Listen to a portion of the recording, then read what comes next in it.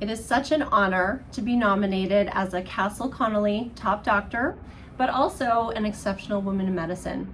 Only 7% of physicians are granted this honor, and the Castle Connolly Exceptional Women in Medicine Award recognizes female physicians who have demonstrated leadership, expertise, and dedication in their medical fields.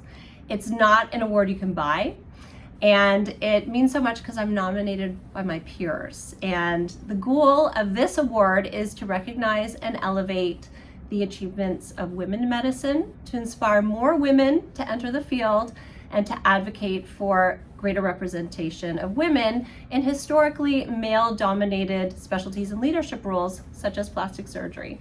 So thank you so much. It is such an honor. I was inspired to become a physician by my father, Dr. Yulo Ambis, who was a breast cancer surgeon. I was also inspired by my mother, Dr. Tiu Ambis, who was a clinical biochemist. She was one of the first women graduates back in 1971 at the University of Toronto. And I come from a family of scientists. Medicine was always part of my life even before I knew I wanted to be a physician, but I was really inspired by both my father and my mother. Being the oldest of 3 girls, I was told by my mom, you can be anything you want in life. So I never really considered gender to be an issue. I followed my forte in school, which was math and science, and I also followed my interest, which was art.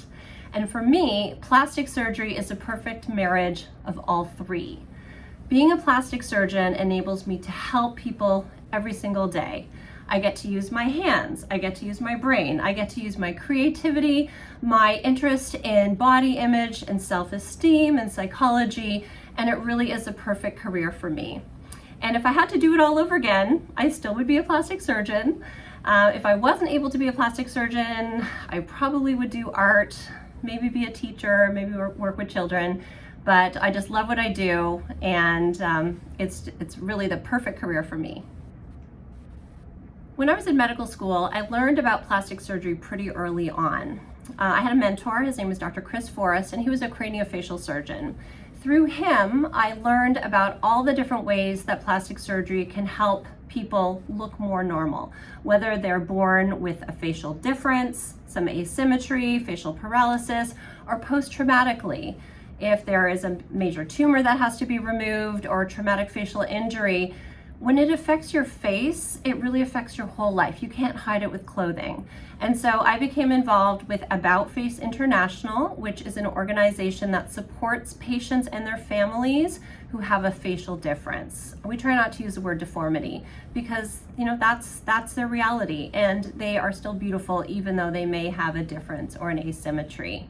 And so through working with Dr. Forrest, I learned about all the different aspects of plastic surgery, not only craniofacial, but tumor reconstruction, hand surgery, burn surgery, of course, aesthetic surgery, limb reconstruction. And it motivated me to seek training in plastic surgery and to do a specialized fellowship in reconstructive microsurgery. And that involves reconnecting tiny little blood vessels, 1 to 2 millimeters under the microscope, reattaching nerves. And I specialize in one type of breast cancer reconstruction where instead of using a prosthetic device, we can take the body's own tissue, transplant skin and fat from one area of excess, commonly the lower abdomen or sometimes the inner thigh, move it up to the breast as a free flap, and reconnect the blood vessels under the microscope to build a new breast. Specifically within the plastic surgery world, I believe that there's more research that needs to be done with regards to the GLP-1 medications. Ozempic, Wegovy, Mounjaro. You can buy them everywhere. Everybody's on them.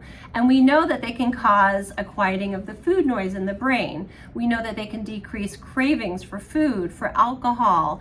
There's research that shows that they can help PCOS, polycystic ovarian syndrome symptoms, but they also cause a dramatic loss in skeletal muscle. That's called sarcopenia. And as women age, we lose bony mass, which puts us at risk of osteoporosis.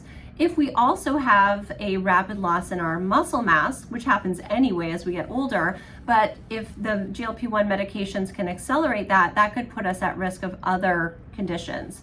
And so I think it's important for plastic surgeons to know exactly how these medications are affecting their patients so that we can guide them on not only how to have the best aesthetic results if they're doing post-weight loss body contouring procedures, but also how to maintain health, and that means good fitness, good muscle mass, good bony mass. So it would be great to see more research in that regard. Being a woman plastic surgeon makes me relatable to most of my patients. You know, I'm a middle-aged woman, I'm a mom, I'm athletic, I like to exercise every day, but I also like to eat and drink wine and, you know, go to the movies and go skiing on the weekends.